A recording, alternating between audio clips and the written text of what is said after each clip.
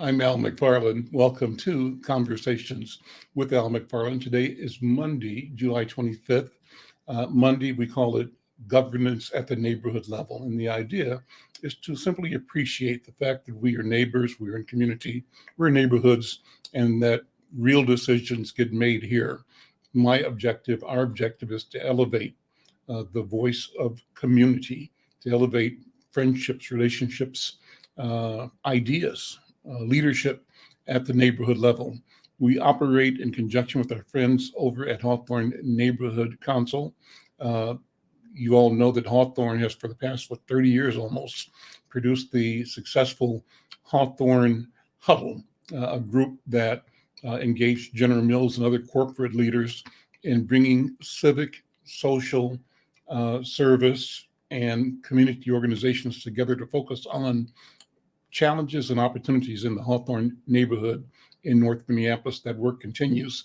Let me welcome my friends and co-hosts for this, Diana Hawkins and Dee Phillips. Diana and Dee, how you guys doing? How you doing, Al? I'm doing good. How was your weekend? What's going on? It's good. It's good. Let me throw a little plug in here. You know, the kids, our babies, is getting ready to go back to school starting next month. Mm-hmm. So today is Hawthorne's kicking off its 6th annual back to school supply collection with the backpacks. And then on September the 10th, which is a Saturday, from 10 to 2 at the Hawthorne office, we're going to give these backpacks away in conjunction with various sponsors.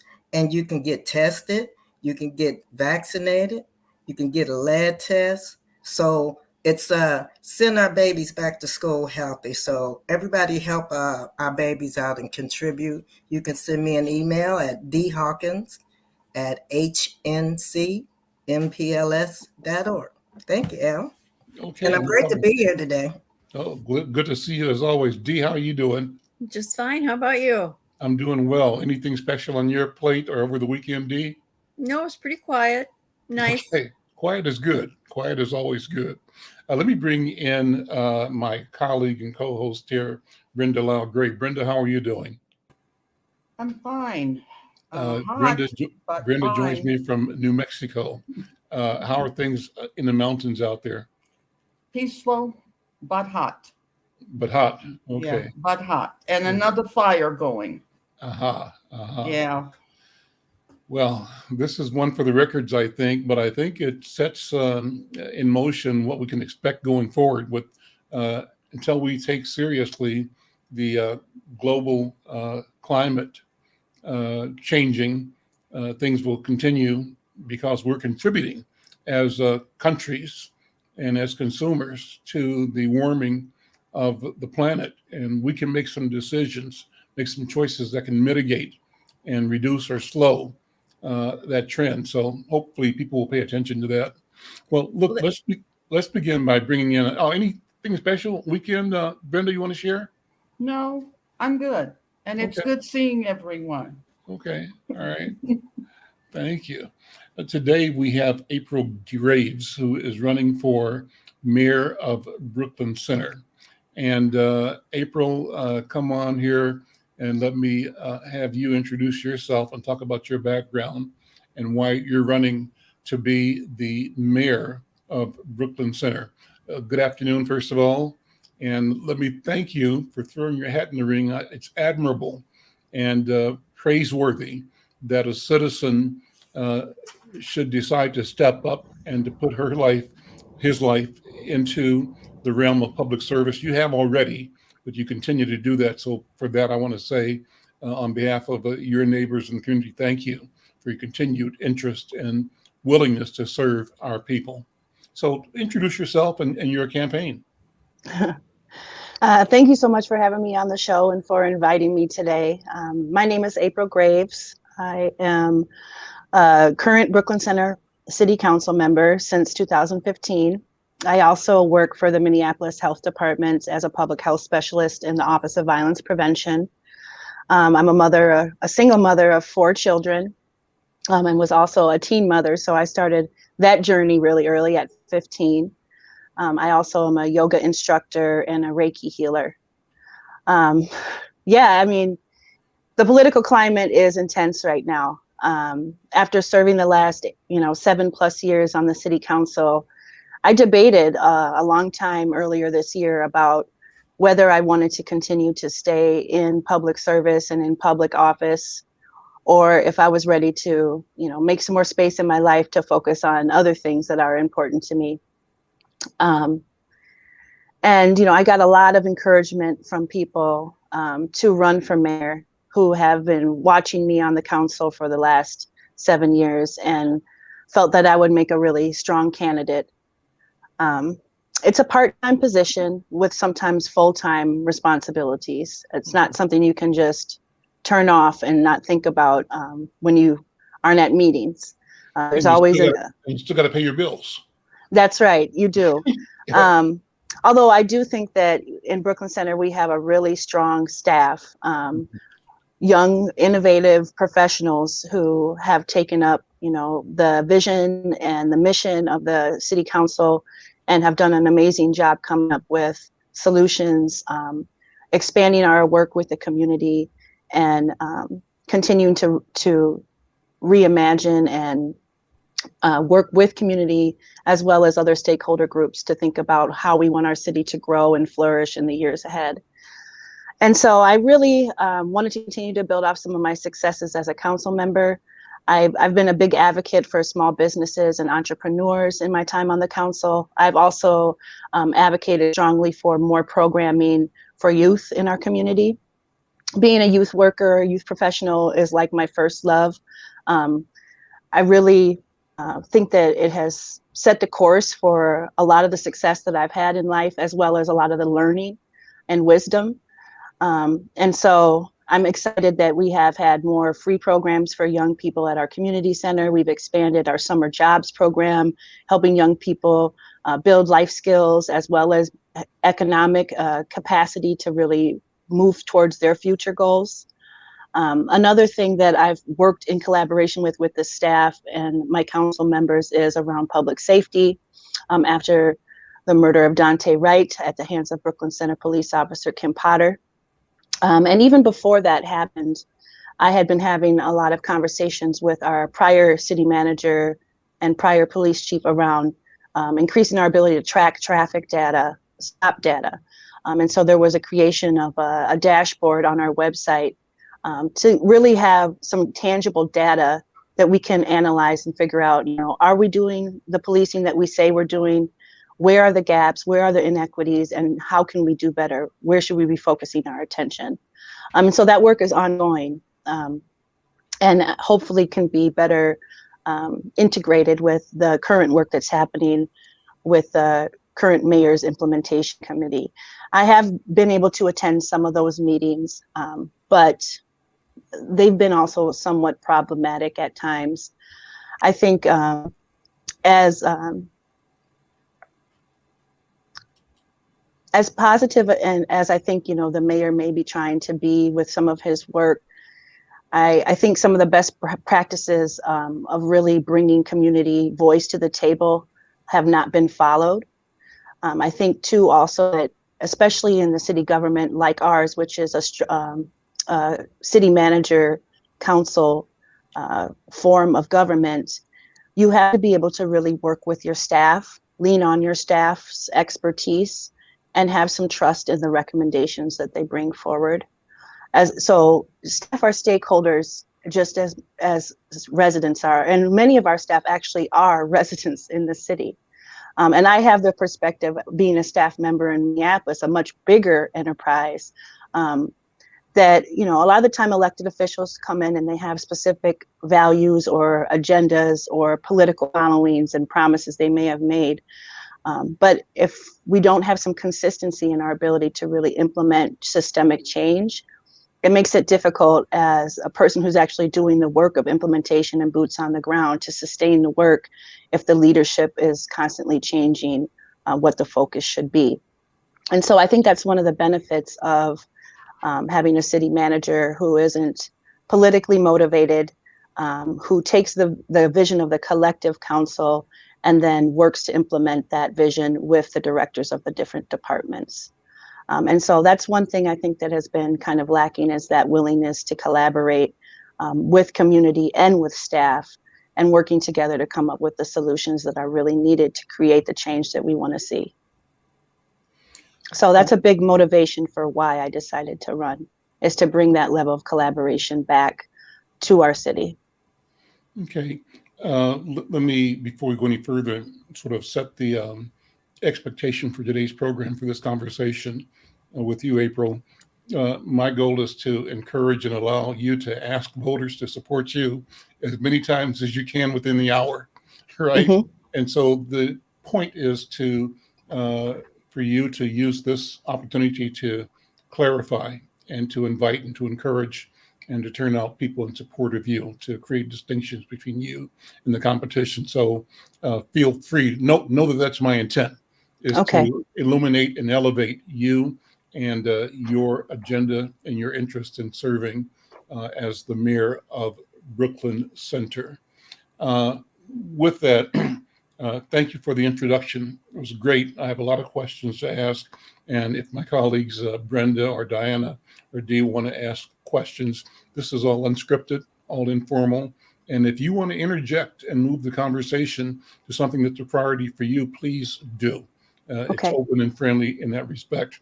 But so Al, let me give April a praise real quick before you go into your questions. Sure. So just everybody knows, April is like family. I told you.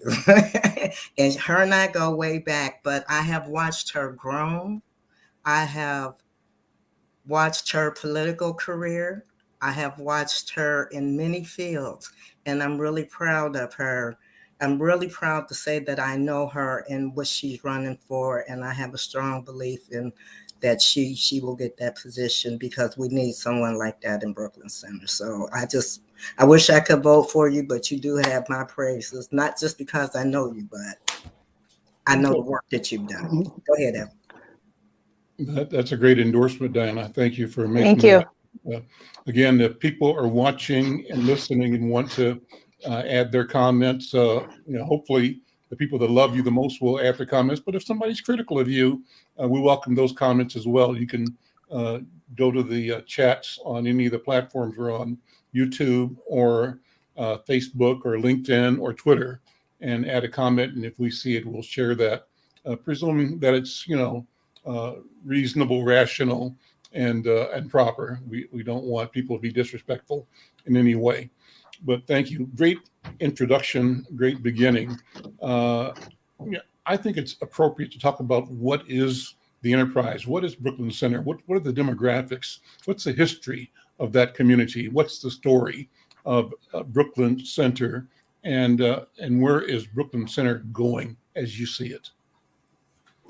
Well, I moved to Brooklyn Center in 2011, and I had a lot of those same questions myself, to try to get to know the community that I had just moved to. And it was primarily, a blue collar community, obviously a first ring suburb of Minneapolis. And, primarily white people lived in Brooklyn Center for many years. But over, I would say, like the last 20 years, the demographics in Brooklyn Center have really started to shift a lot. And now Brooklyn Center is a majority people of color community. Both Brooklyn Park and Brooklyn Center both have majority people of color communities. And so that demographics has shifted a lot. I mean, it's not one necessarily group larger than the others.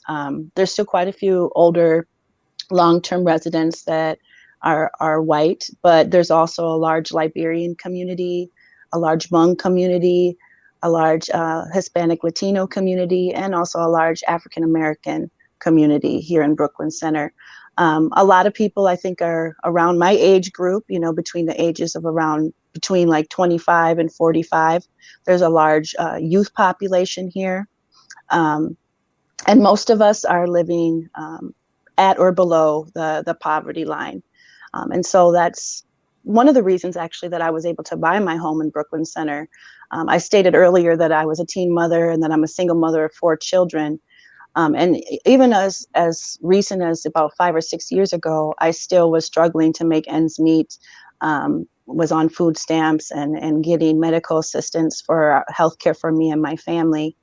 And actually my home that I bought here was my first home. It was a foreclosure I bought right after the foreclosure crisis, which is interesting because I actually published, I think, an article in Insight about redlining in about 2008. So just a couple years before I bought my home out here. But had it not been for the foreclosure crisis, I may not have ever actually been able to get into home ownership. And so I was able to get my home here and really put down roots. And now coming up this October, it'll be 11 years that I've been a homeowner.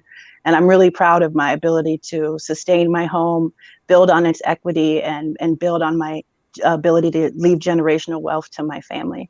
Congratulations. Yeah. And I hope that more people will have that opportunity. So some of the things that we've implemented or re-implemented as a council has been the return of first-time homebuyers down payment assistance, as well as programs that will help people improve on their home, the maintenance of their home, and the upkeep of their home.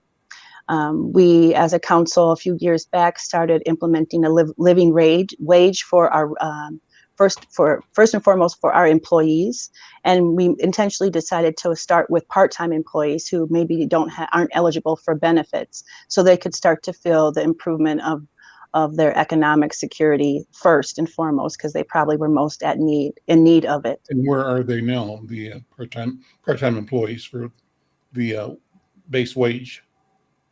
$16 an hour. Okay.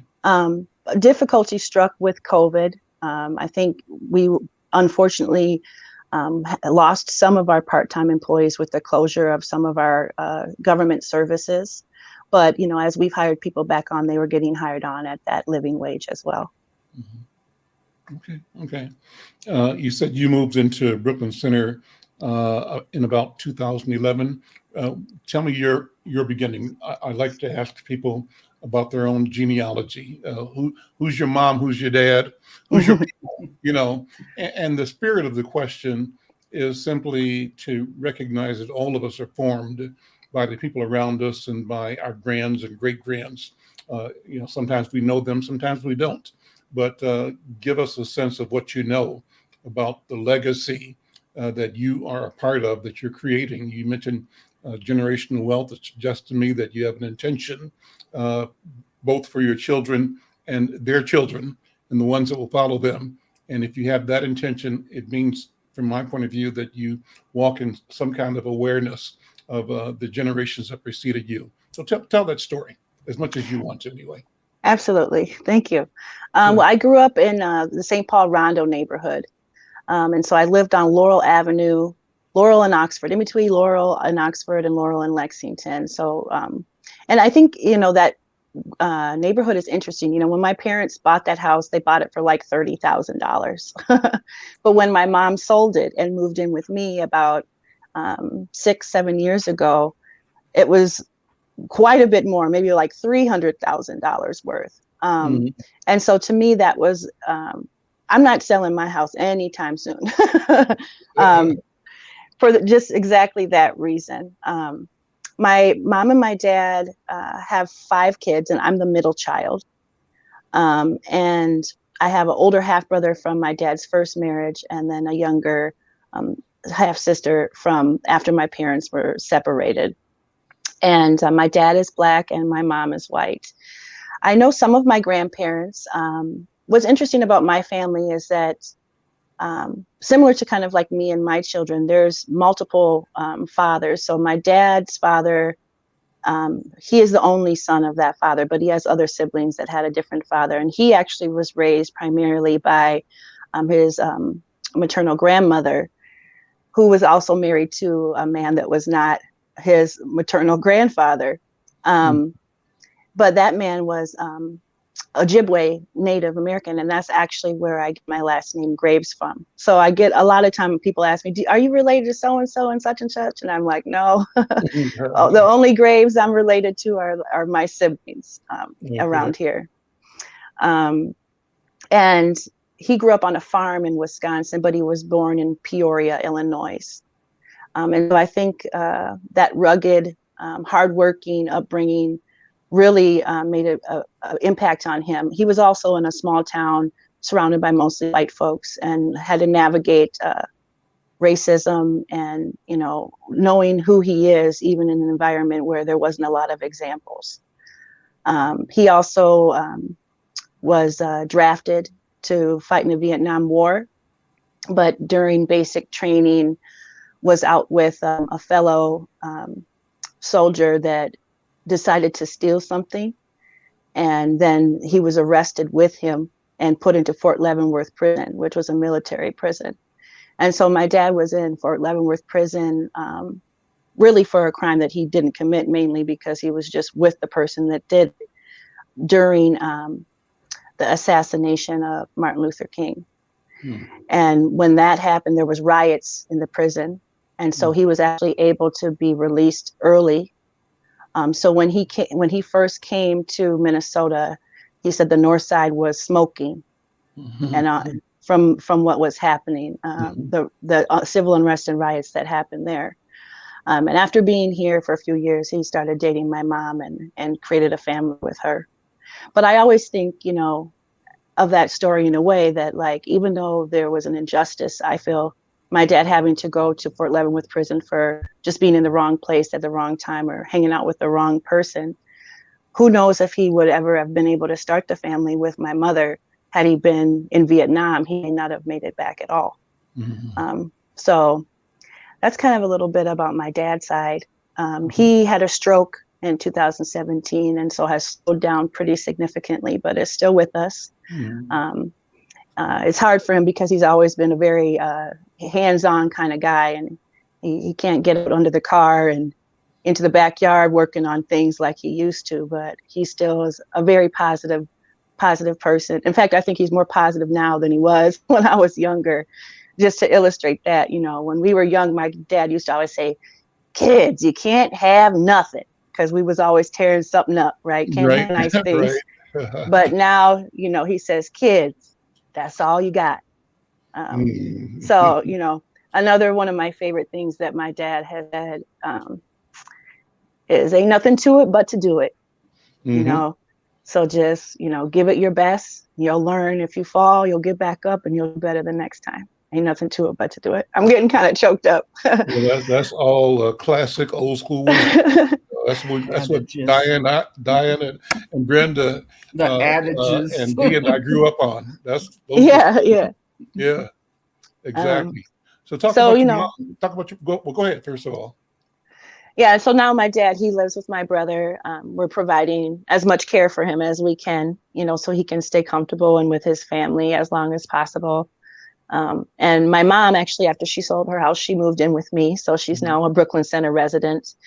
She grew up in Iowa City, Iowa, for the beginning part of her life, but then moved to Minnesota pretty young. She went to Ramsey Junior High, and she went to Central High School, just like I did, just like my older sisters did.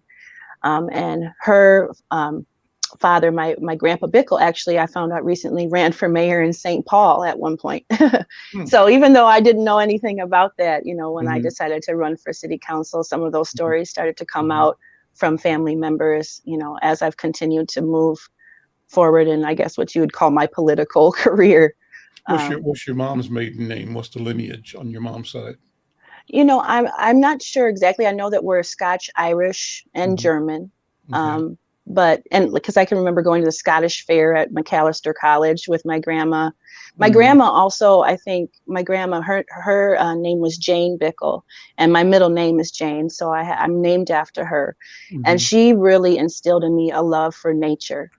She brought us camping. We've been to so many state parks. In fact, I'm leaving on Wednesday for 4 days with my family to go up to the headwaters of the Mississippi to Lake Itasca. Wow. But every summer we go camping. So we know how to put up tents, build fires, forage. And my grandma, really instilled this love and respect for nature in me, as well as for art, because she used to bring us to the children's theater for plays. I mentioned the Scottish fair. So just, expose us to a lot of different art, culture, and nature. And was a really strong woman. Both her and my grandfather used to do bike marathons, sometimes in places as far away as New Zealand. And so So I think, some of my travel bug I may get from my grandma Jane as well. Okay. Do you know Jonathan Palmer over in St. Paul? I don't think so. Jonathan Palmer is the executive director of Hallie Q. Brown Community Okay, Center, yeah. MLK Center, and he's with me usually every Thursday on this program, but he is just getting back from Scotland. You mentioned Scottish, Irish. Jonathan is Scottish, and he goes to Ireland fairly regularly for the clan meeting, and he informs me that though I've always thought McFarlane to be Irish, its origin is probably Scotch, and that he's part of the actual McFarlane clan in Scotland, so he cool. meets those people. So the whole point is that's how connected we are, in families, and even though we have to challenge and fight against short-sightedness, nearsightedness, ignorance in us and others, that at the end of the day, we ultimately are all related, and we all have to figure out ways that we can share the planet and protect the planet for our common and mutual good. Find ways to do that with a sense of purpose, a sense of balance, guided by a sense of justice. So that's kind of how I see the world and shaping up and the mission ahead for all of us, So that's great to hear your family story. How old are your kids? How old are your kids? My oldest son, the one that I had when I was 15, will be 26, August 2nd. So coming up soon. My son Israel. Look like you in your 30s or late 20s. Well, yeah, it's kind of funny. When I show people my flyers or my website, they ask me if he's my husband, and I'm like, "That's right. My son. That's my son." My other son Israel just turned 21 in April, and Ayana. She's going to be 15. She goes to Park Center. She'll be a sophomore next year. And Jasmine, my youngest, will be 13 in September. And she's going to be in 7th grade at Northview Middle School. So there's 3 different fathers. The father I was with Timothy in high school, his dad is white. And then Israel's father, I was with for 6 years right after high school. His dad is black. And then my daughters, Ayana and Jasmine, I was with their dad for 9 years, and he is black and Anishinaabe, Ojibwe Indian from Leech Lake. So when you were talking earlier about how we're all connected, it made me think about the prayer that we pray at night with my daughters, which, we give thanks to the 4 directions, to the 2-leggeds, the 4-leggeds, the swimmers, the crawlers, the flyers, to all of our relations. And that really struck me, what you were saying, because I think we are connected. Even the plants, I talk to my hibiscus plants. I talk to my tomato plants, because they provide for us, whether that's just, beauty or pollen for the bees and the butterflies. So I'm very conscious, and it goes back again to sort of my upbringing around my grandma as well. So I really try to incorporate beliefs from multiple different perspectives, and leave it open too for my kids to explore that and figure that out themselves. I was raised Baptist, and I had some positive experiences in the church and some negative experiences in the church. I also mentioned that I'm a yoga instructor, so meditation, mindfulness, learning how to be grounded, practicing self-awareness, self-reflection, and regulation and control as a big part of my spiritual practice as well. So I just thought I would add that. Sure, no, anything, but what a beautiful family. That's a great picture of you and your team, and all of you look great. So, and thanks. What you've described is wonderful as well. So thank you for sharing that with us. So you work downtown in Minneapolis.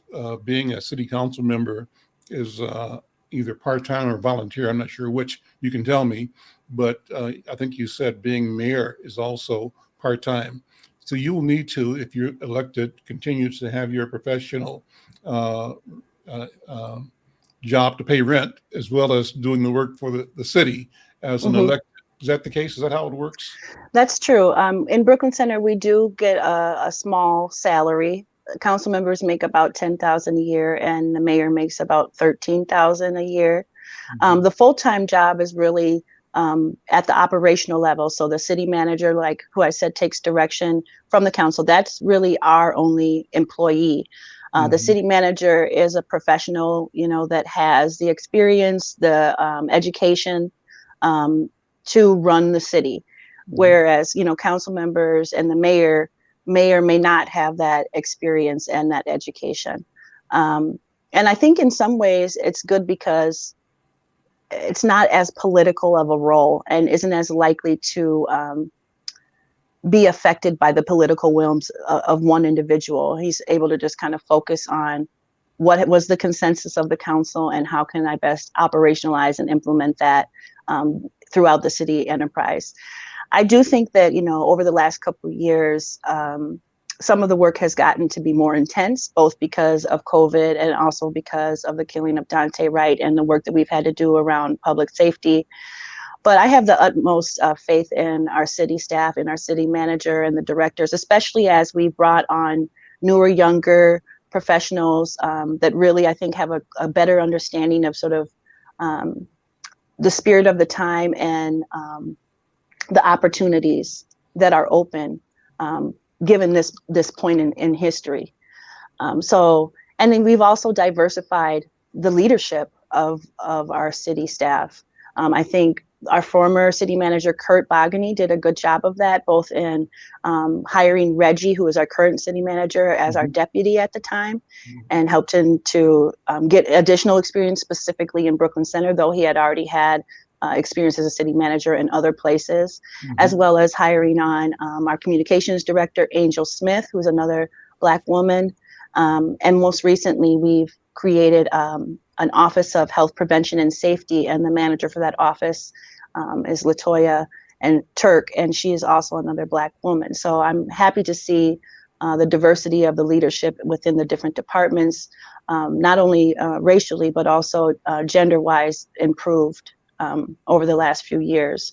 In fact, we didn't even have a communications and community engagement department when I first started on the council. That was something that I argued and advocated for very strongly in my first couple years. And I think over time, the rest of the council started to see the value in finding ways to better communicate and connect with our community, especially recognizing that the demographics and the makeup of our community has changed so much. The ways that we communicated in the past may not be working as well. Talk about your competition in this contest. And I don't want you to sell votes for them, but mention how you distinguish yourself from the competitors. I think you've got the incumbent and two others that are vying for the position. I think that's the case. But if you take a minute and draw the points of distinction. I think, where appropriate. If you don't want to, don't do it. Yeah. No, I just want to, run a campaign that isn't, slanderish, but I'm also going to just speak the facts and the truth as I see it and as I've seen it. I think, our current mayor oftentimes has, similar values to me. We both agree that there's a need for police reform, but how we go about doing it is really the distinction. I think that we need to hear from everybody. We need to make sure that all the stakeholders are at the table, which includes the staff. And I feel as though in many ways he has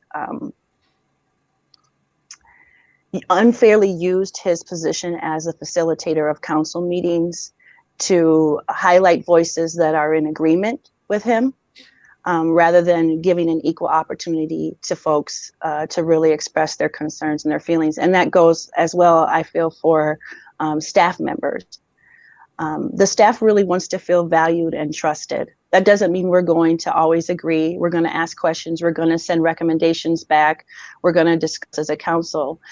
But I think sometimes, and I don't think our current mayor is the only person guilty of this, that we get stuck in our sort of like reactive or survival mind state.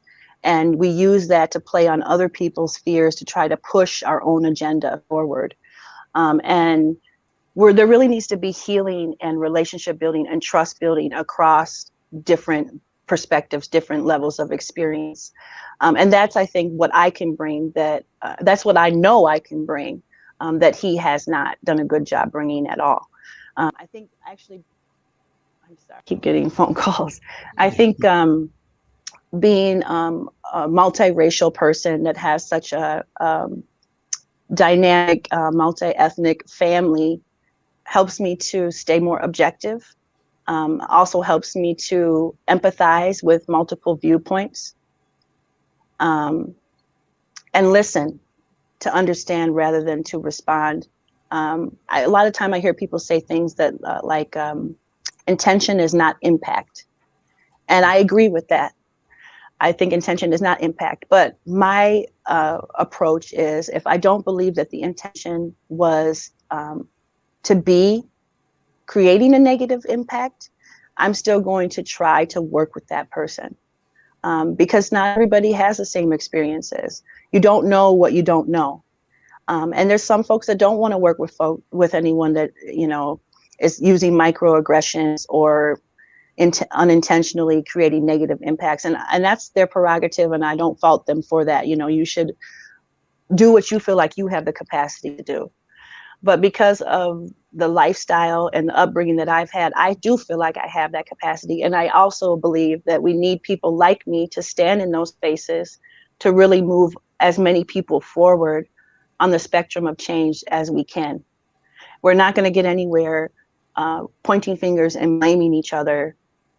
That's just going to continue to create cycles of violence, cycles of misunderstanding, cycles of fear. Instead, I really want to try to build. And I think a good example of that is my fellow council member, Dan Ryan, who's an older white guy. You know, he's been serving on the council 16 years, and actually he decided to not run for re-election this year. So he's stepping out. And so there's 2 council seats open, both mine and his. And when I first got on the council, I thought he was a Republican, which we all run, you know, impartial, but the council has been all Democratic voters. There's been no Republicans on the council since I've been on it. But he's very fiscally focused. Mm-hmm. He also has his own life experience as a white guy, you know, but he's been a hard worker. He does have some diversity within his family. And over the course of time that we've spent on the council, we've developed a really positive relationship of mutual respect, even when we don't agree, which I think is an example for the kind of relationships that we need to have. So that doesn't mean that he doesn't ever say things that are abrasive or that are problematic. But I'm able to call him out on it, you know, respectfully. And he also, I think, reaches out to me at times to ask me, you know, I want to express something, but I want to make sure that I'm saying it the right way. Can you help me with that?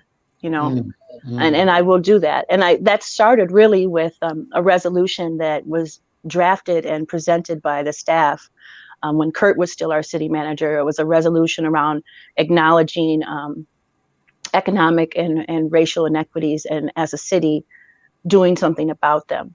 And when we first got that resolution presented to us by the staff, Councilmember Ryan, you know, said that he had some issues with the language. And at the time, the mayor and myself and a different council member, we had the votes to just pass the resolution as written by staff. We didn't need to have Councilmember Ryan on board to do so. But at that point, you know, I was probably only like a year into my term on the council. I thought to myself, well, if he has some issues with the language, there's probably some other people in the city that might rub them the wrong way too. And we really want as many people to embrace this resolution and feel like they're on board with it and the value in it as we can. So rather than, you know, just voting along with the mayor, and I think at the time they somewhat deferred to me because I was the only Black or brown face on the council. I said, well, why don't we go ahead and let Dan bring back some of his recommendations at the next meeting and we can discuss it further. I mean, what's 2 more weeks Right. before we can pass a resolution that probably should have been passed years and years ago. Mhm. So he came back and, he had made a couple small changes. Mainly, I think just the mention of race or diversity had just been reduced from, let's say, 8 to like 4 or something along those lines. Sure. But it was through the discussion and the willingness to have the discussion that I think he realized, she's not just trying to force what she thinks is right. She wants to build together, Mhm. And so then like a year later, the League of Minnesota Cities had opened up applications for local electeds to be part of a racial equity cohort where they would learn together for about 9 months. And so I told the council about it and strongly encouraged the council to sign up for it. And Dan Ryan did. And so then both he and I went through that racial equity cohort through the Minnesota League of Cities. And I think, it started to help him be able to name issues such as racism with more comfort, and also created a level of empathy for how systems can sometimes, systems that may not have intentionally been set up that way, but maybe sometimes they were, like we talked about plows and things like that, plowing and ticketing, how sometimes that can be set up and it ends up creating further disparities within communities of color and those struggling with lower incomes. Mhm. So I say this mainly to just illustrate my way of working with people. Sometimes people say, that I'm not tough enough. I've had some people ask me like, they've said, "Oh, the mayor's a bully. You sure you can stand up to him?" And I'm sitting here thinking, I'm a single mother of 4 children, right? I put myself through college. I bought my first home. I can stand up to people. I just try to build with them. I try to understand, but I can call someone out if it's needed as well. And I will do that. But I'm also going to try to have empathy and understand where someone's coming from. And so that's my approach. Who are Laurie Ann Moore and Ling Zhang to you in this contest? Well, Laurie Ann Moore, she was a former council member in Crystal. I didn't know her until I found out she was running for mayor. I don't think she's lived in Brooklyn Center that long, but she does have some experience as a council member in Crystal. And I think in general, me and her kind of see in alignment around the frustrations with how the mayor has been running meetings and how he's been treating staff. And the lack of diversity and collaboration with some of the committees that have been set up around doing public safety, and even actually some of our city committees, which have had multiple vacancies. And I know his attempt is to try to fill some of those seats with people that are more diverse, like younger, from different ethnic backgrounds. And I think that that's something that is good and that I'm glad that he's doing it. My frustration has been that some of the people that have been serving in these volunteer commissions and capacities for decades, sometimes in some cases, are left to feel as though they're not valued or appreciated because they've applied again and they're serving without having been appointed, while he tries to find their replacement is kind of what it feels like to them. And there's also, I think, some suspicion that he is recruiting people that he feels like he can steer their votes to his specific agenda. And I don't know if that's true or not, but I think Dan, that discussion is out there. Right, exactly. So Laurie Ann Moore and me kind of have some of those same things. I will say I don't know her super well. Some of the way that she's talked about the mayor or the implementation committee or things that she doesn't agree with, I think are somewhat counterproductive and more divisive. So I don't like that particular thing about her, but in general, she seems like a nice person. The other guy, I believe he's Hmong. I know he's Asian. And he's been at council meetings in the past. I think he actually ran for city council a couple years back. And the main thing that he said is that he wants to bring a racetrack to Brooklyn Center, and talked a little bit about how you don't look at color, you look at the color of someone's car. So, I mean, he's entertaining, but I don't think he's really taking it very serious. Okay. Let me touch on a couple of quick issues here. One is, number one is transportation-oriented development. What are your thoughts? What's your take on the opportunities at hand, both for light rail, some degree of controversy, but you guys are at the center of that, and also the renovation, development, or consideration around the rebuilding of the I-94 252 corridor, and particularly the exchanges where there have been numbers of injuries and deaths due to car crashes over the years. And so what's your thought about the philosophy and the practicality of effective transportation for your city, Brooklyn Center, and how transportation policy impacts uh, economic development, business development, and quality of life in general? Good question. I don't feel like I have as strong of views about the light rail. I think, in general, having more options for mass transit opportunities is beneficial for both access opportunities as well as, our reducing our carbon footprint as a larger society. That being said, we do also need to think about the financial feasibility, the risks and benefits, and see what outweighs what. So I think in general, I would be in favor of light rail, but I haven't been as involved with that as I might like. And I will say too that it doesn't go directly through Brooklyn Center, although it would definitely impact Brooklyn Center residents with our ability to, get back and forth to different opportunities, whether that be economic or cultural.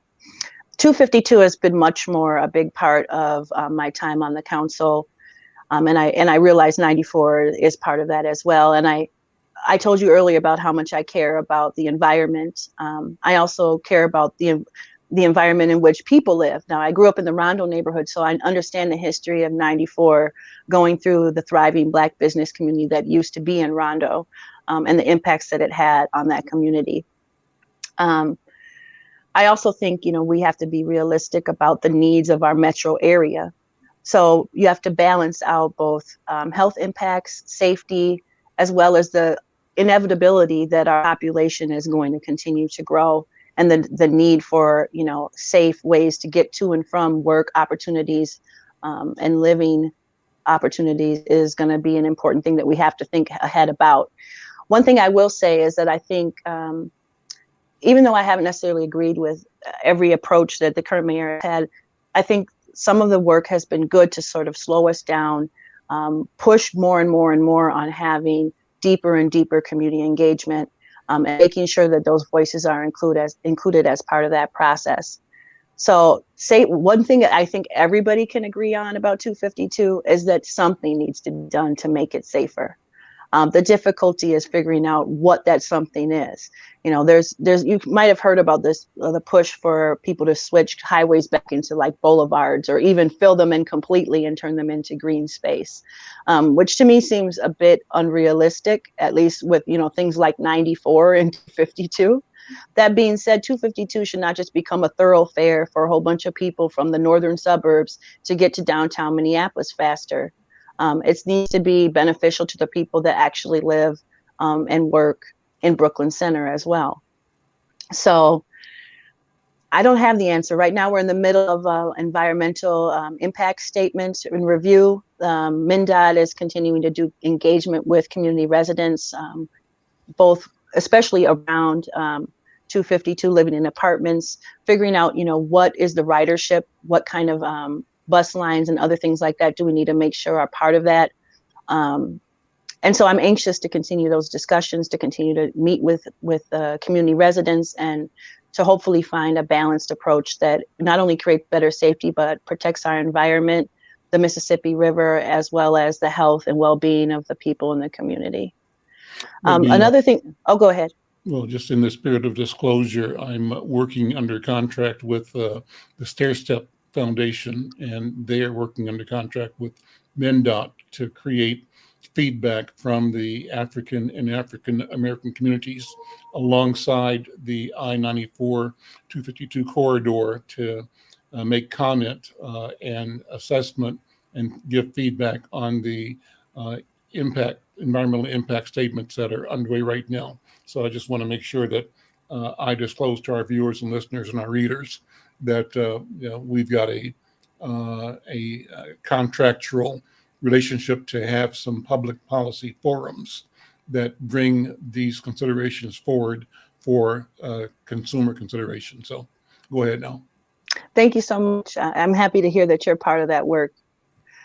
I would also say that, obviously the Transit Center in Brooklyn Center is oftentimes a focus of attention, both negative and positive. We have done some additional public art around that space to really try to, I've talked a little bit about crime prevention through environmental design and trying to, leverage the diversity and the beauty of our city. And so I think that there's been some work around that. We've also worked with Metro Transit Police to increase their presence at that transit center, because in the past they've been kind of scarce to find at times. And technically it's their responsibility because it's their facility, their land. So that's a focus. I think that it's a really important asset, as difficult as sometimes it might seem to have that transit center there. I wouldn't want it to go anywhere. And I know the addition of, was it the C line, was also really beneficial within our city to be able to make faster transit between Minneapolis and Brooklyn Center and downtown a lot easier for residents. I do think there's still a need for some additional bus lines or more frequent bus connection, especially as the light rail moves forward, if it moves forward, to connect the city of Brooklyn Center up to the light rail and make sure that we have access to that amenity as well. Take a pivot and talk about crime. You mentioned that. What's the perception of the threat, the presence of crime in Brooklyn Center? What do residents and businesses seem to be thinking and feeling about the question of public safety for general residents of the community and for businesses? What's the general sense? And does the Dante Wright incident tell us anything about the level of either, fear or I'm not sure how to describe it, but is there something about what happened there that's telling about the mindset of the public safety apparatus around the question of crime in Brooklyn Center? Yeah, absolutely. And I think there's sort of two kind of narratives going. One might be like, oh, crime is up everywhere, which is true. And this is just part of a new wave of crime that will eventually, plateau and come back down, just as it usually does when you follow crime pattern trends. And then also there's a narrative that, things are going crazy because our police officers aren't doing anything because they're too scared to do anything. And I think both of those are extreme narratives. I think that the truth is actually someplace in the middle. Yes, we have experienced new levels of crime in our city. There's a couple crimes that have dropped, but in general, we've heard way, way, way more shootings, murders, bullet casings, guns recovered than we have in past years. And I think that that's true, not just in Brooklyn Center, but probably in all of the surrounding cities and maybe in most states. And I think that's a result of the state of our sort of mental health, desperation around economics caused by COVID, as well as just a lack of having the kind of resources and programs in place that we need to really support people that are struggling, whether that's with mental health or whether that's with, access to housing, food, et cetera, a good job, a living wage. I do think, though, that there's some legitimate concerns, and we have to think about those things as leaders. As we're doing transformational change and changing the way that we do public safety, we do still need our police officers to be able to respond and catch people that are committing crimes. And not only that, we need court systems that are going to actually hold people accountable once they've been charged. And once they are been charged, how are we actually working to help rehabilitate and get people that are ready to be released, ready to rejoin society and be productive members? So it's multifaceted. And I think too often we start to think in silos instead of thinking about the big picture and recognizing that we have to reach across those silos and work together if we really want to have the changes that we're trying to see and to do better than we've done in the past or the people that came before us. Do you feel the residents of Brooklyn Center feel like they are owners of the enterprise of public safety, or do they feel that they are being policed by the public safety apparatus and the courts? What's the feeling on the ground in your point of view? Depends on who you ask. It really depends on who you ask. I mean, and I can honestly feel the same way. Like I've had some negative experiences with police throughout my time, not particularly in Brooklyn Center, but I also have worked with police officers and law enforcement that have been really positive. Even my nephew is actually on the police force in Brooklyn Park. And he's a Black man, and he's trying to do what he can to both keep the community safe as well as shift some of the cultural norms around bigotry and bias that has been part of the of law enforcement and public safety systems since its inception. And so it's both of those things. And I think that's true. I think even in like serving in public office in government, there's a lot of distrust of government, understandably so. I experience and feel that way too on a lot of levels. But I will say that one of the things that I realized having served in government, both as a staff and as an elected leader, is that these huge social changes that we're trying to see and that we're trying to do something about, they're not going to happen overnight. They're not going to happen with one person acting as though they're the champion and is going to save us all from ourselves. It happens with intention, over time, listening to each other, building understanding with each other, and then building solutions that as many people as possible can get on board with. Using those solutions, talking about what works, talking about what doesn't work, changing them, adapting them, So just like my dad said, there's nothing to it but to do it, but you have to realize that you don't have all the answers. You're not going to be able to do it by yourself. You're going to make some mistakes. You need to have space to have grace with yourself and one another so that we can keep moving forward, so that we don't tap out, so that we don't burn out, and we can actually get the things done that we say we want to get done, and make a better place for all of us to live together. Because like it or not, we're in it together. You know how to wrap a program up. Good job. Good interview. You remind me of the book I've got on my desk right now.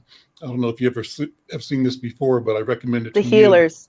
Yeah, you would enjoy reading this. A brother from Ghana, Aikwe Arma, who lives in Senegal now, but talks. I've been to Senegal. Huh? I've been to Senegal. That's one of the places I've been. Well, amazing. Well, that's a good reason for you to pick this book up and read it. But the concepts you're talking about are concepts he describes in this book and others. And the core idea is collaboration, that things take time, and that justice has to be at the foundation of all that we do. Listen, thank you so much for this time. Diana, Brenda, Dee, thank you all for being here. We're out of time, but got time for quick question, quick comment. Diana, you first, anything? Dee, then Brenda. Good job, April. Good job. Good job. Thank you. Impressive. Actually, I do have one thing to say. I grew up in Brooklyn Center.